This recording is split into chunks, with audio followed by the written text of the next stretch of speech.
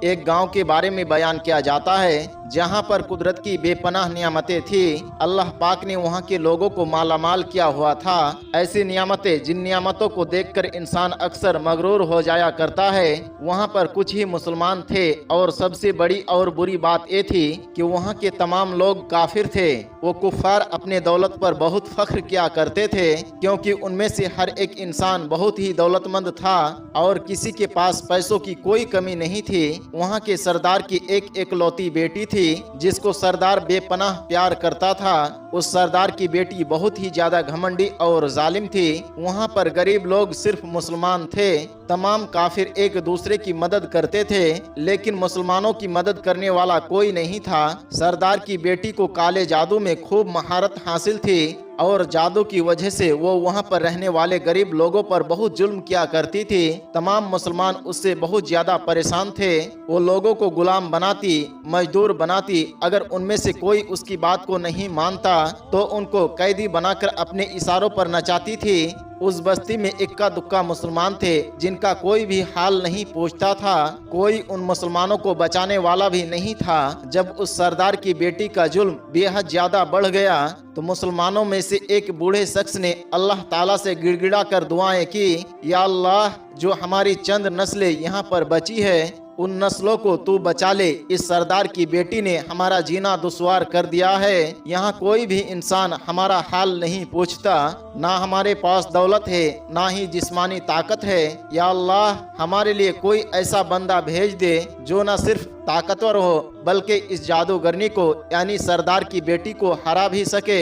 اللہ رب العزت نے اس بوڑھے کی دعا کو قبول فرما لیا، اور یوں اس جگہ پر ایک اللہ والے کو بھیج دیا گیا، اور وہ اللہ والے ایسے ہی بستی میں داخل نہیں ہوئے بلکہ ایک دن کچھ عجیب واقعہ ہوا۔ ان کافروں کا سردار جنگل میں سیر کرنے کے لیے نکلا ہوا تھا۔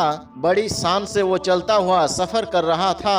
اچانک اس کے سامنے ایک زہریلا سانپ آ گیا۔ اس زہریلا سانپ نے اس سردار کو ڈس لیا اور وہ بے ہوش ہو کر زمین پر گر پڑا۔ اس کے جو ساتھی تھے جب انہوں نے سردار کی یہ حالت دیکھی کہ ایک زہریلا سانپ کاٹ کر چلا گیا ہے، وہ فوراً اس سردار کو اٹھا کر گھر لے کر آئے تاکہ اس سردار کو بچانے کے لیے کچھ کیا جا سکے۔ اس لڑکی نے جب اپنے باپ کی یہ حالت دیکھی تو آس پاس کے بڑے بڑے حکیموں کو بلایا گیا، لیکن عجیب بات یہ تھی لاکھ کوششوں کے باوجود زہر کو نکالنے میں وہ سارے حکیم ناکام رہے، اور زہر تیزی کے ساتھ اس کے جسم میں پھیلتا چلا جا رہا تھا۔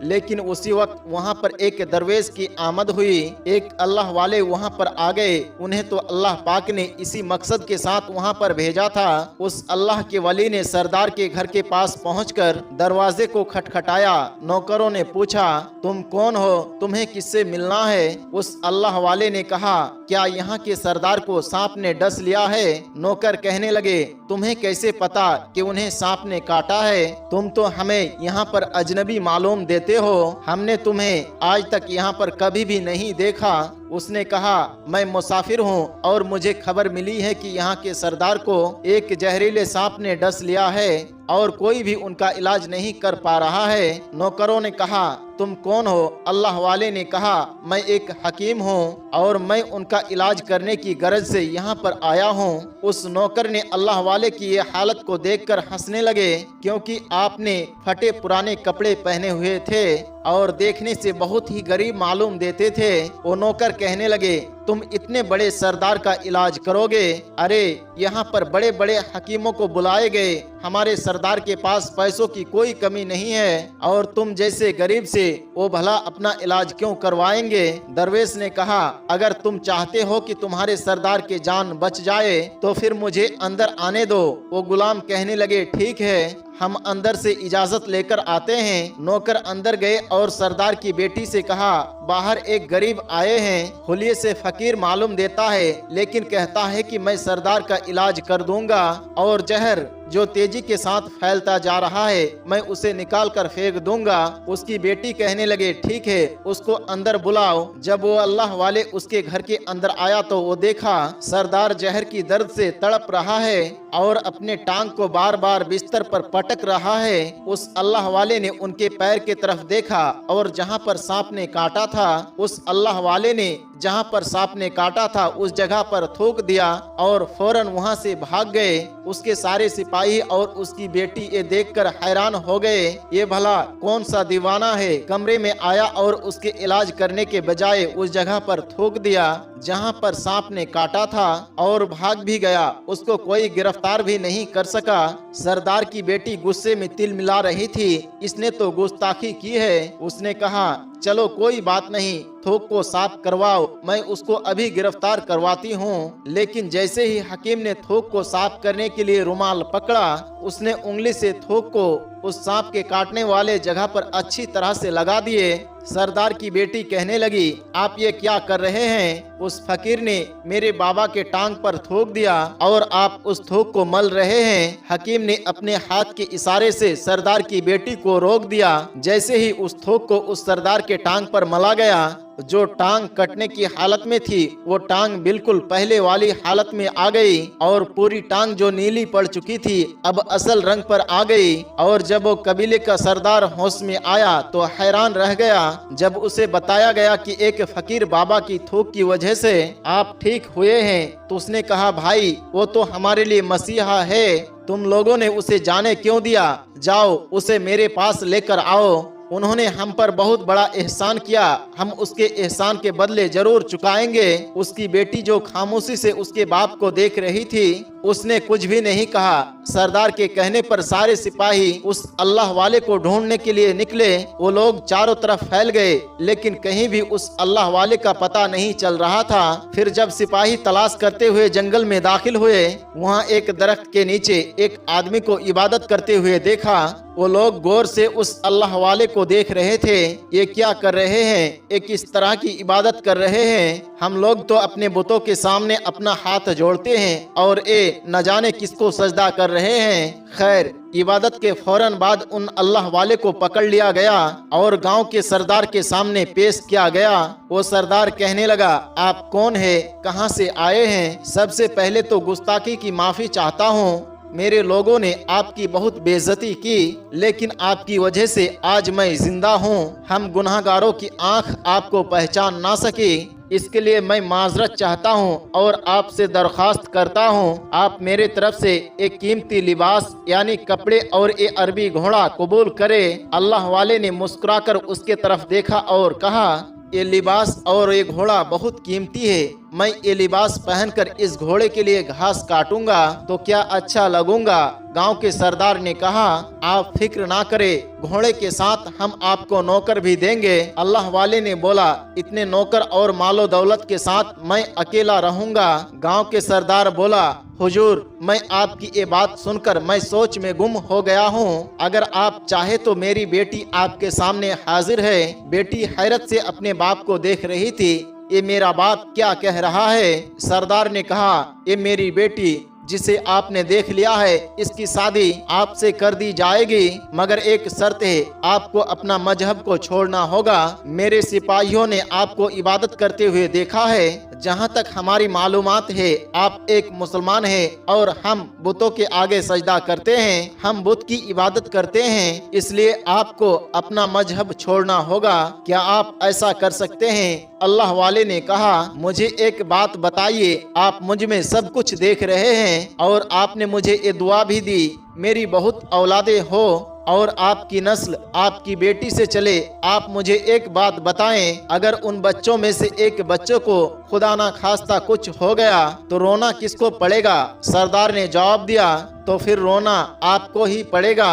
अल्लाह वाले ने मुस्कुराते हुए कहा, अगर ये सारा माल लेकर मुझे रोना ही पड़ेगा तो आप अपना घोड़ा, अपनी दौलत, अपनी बेटी, हर चीज अपने पास वापस रख लो। मैं खुश हूँ, मैं एक मुसलमान हूँ। اگر یہ تمام چیز لے کر مجھے اپنا مذہب چھوڑنا پڑے تو میں اپنی جان دے کر بھی اپنے مذہب کو نہیں چھوڑوں گا جس رب نے مجھے پیدا کیا ہے۔ کیا میں اس رب کے دین کو چھوڑ کر آپ کے پاس چلا آؤں صرف ان چند پیسوں کے لیے؟ میں ہرگز ایسا نہیں کر سکتا، اور ہاں، میں اپنی درویشی میں بہت خوش ہوں۔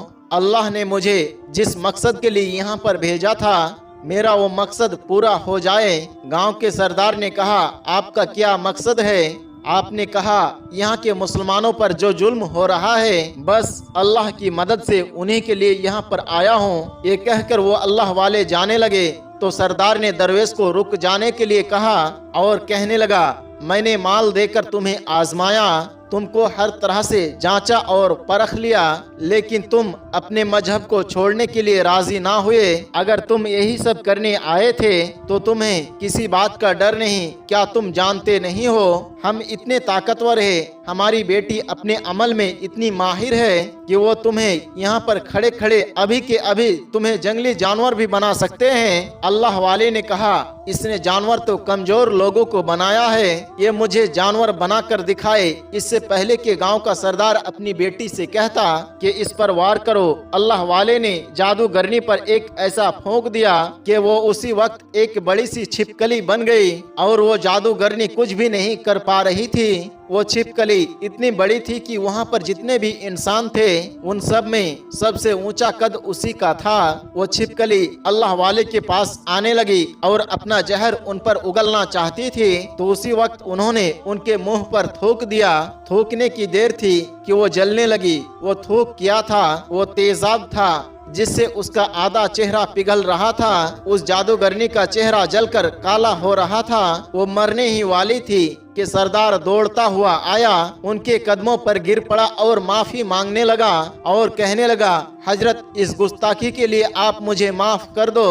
میں نے سچ میں آپ کو بہت ہی کمزور سمجھا اور آپ کو آپ کے مذہب سے ہٹانا چاہا۔ اگر میری بیٹی ٹھیک ہو جائے تو میں سچ کہتا ہوں، ہم یہاں پر جتنے لوگ موجود ہیں، یہ پوری بستی، ہم سب کے سب مسلمان ہو جائیں گے۔ اللہ والے نے کہا، ہم تمہیں اپنے دین میں شامل کرنے کے لیے یہ سب نہیں کر رہے ہیں، بلکہ تم لوگ جو ہمارے مسلمان بھائیوں پر ظلم کرتے ہو، اس ظلم کو ختم کرنے کے لیے ہم یہاں پر آئے ہیں۔ ہمارے دین میں جبر اور ظلم نہیں ہے۔ اگر تمہاری بیٹی انسان بن کر سدھر جاتی ہے تو اس کو اس کی اصلی حالت میں لانے کے لیے میں خود اللہ کی بارگاہ میں دعا کروں گا۔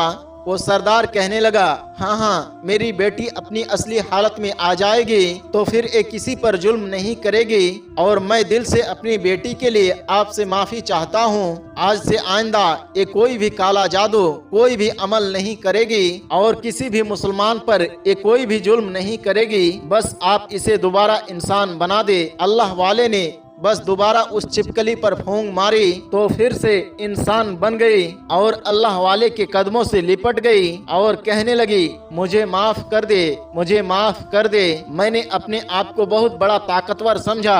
اس لڑکی کا آدھا چہرہ جل کر کالا ہو چکا تھا۔ وہ لڑکی کہنے لگی، آج میں اپنے باپ کے ساتھ آپ کے دست مبارک پر میں مسلمان ہونا چاہتی ہوں، اور یہ وعدہ کرتی ہوں کہ آج سے اس بستی میں کوئی بھی کافر، کوئی بھی مسلمان نہیں ہوگا، بلکہ سب آپس میں مل جل کر بھائی چارے کے ساتھ رہیں گے اور سبھی مسلمان ہو جائیں گے۔ اور پھر یوں ایک اللہ والے کے ہاتھوں پر اس بستی کے سردار اور اس کی بیٹی نے اسلام کو قبول کر لیا۔ پھر سردار نے اللہ والے سے اپنی بیٹی کا نکاح کرا دیا اور پھر اس بستی میں ہمیشہ کے لیے امن و امان قائم ہو گیا۔ پیارے دوستو، مذہب اسلام ایک بہت ہی خوبصورت اور پیارا مذہب ہے جس سے اپنے تو اپنے غیر بھی متاثر ہوئے بغیر نہیں رہ پاتے ہیں۔ اللہ پاک ہم سب کو مذہب اسلام سے سچی پکی محبت کرنے کی توفیق عطا فرمائے، آمین یا رب العالمین۔ دوستو، آج کا یہ واقعہ کیسا لگا کمنٹ باکس میں جا کر ضرور بتائیں۔ ملتے ہیں ایک نئے ویڈیو کے ساتھ، تب تک کے لیے ہمیں اجازت دیں۔ السلام علیکم ورحمۃ اللہ۔